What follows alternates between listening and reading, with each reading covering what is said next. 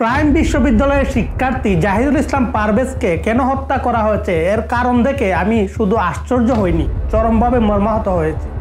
হয়তো এই হত্যাকাণ্ডের পেছনে বড় কোনো রাজনীতি থাকতে পারে, কিন্তু প্রাথমিকভাবে যা জানা গেল তা সত্যিই বেদনাদায়ক। পারভেজের বিরুদ্ধে অভিযোগ হচ্ছে সে ও তার বন্ধুরা মিলে দুইটা মেয়েকে ইফটিজিং করেছে।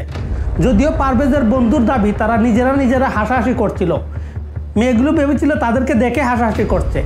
তর্কের খাতিরে ধরে নেই পারভেজ ও তার বন্ধুরা মেয়েগুলোকে দেখেই হাসাহাসি করেছিল।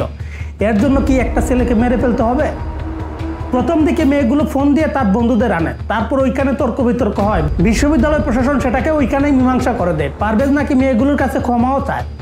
তারপরও মীমাংসিত একটি বিষয়কে কেন্দ্র করে একটা তরতাজা ছেলেকে মেরে ফেলতে হবে? আমরা মানুষ হিসাবে এত অমানবিক কেন? পারভেজ ছাত্রদল করত। হত্যাকারীদের মধ্যে দুইজন বৈষম্য বিরোধী ছাত্র আন্দোলনের নেতা ছিল। এই অভিযোগ ছাত্রদলের কেন্দ্রীয় সভাপতি করেছেন। আমি ওই রাজনীতিতে যাচ্ছিই না, আমি জাস্ট স্পিচলেস হয়ে গেছি। একটা মানুষকে এই তুচ্ছ কারণে মেরে ফেলা যায় কিভাবে? হাউ?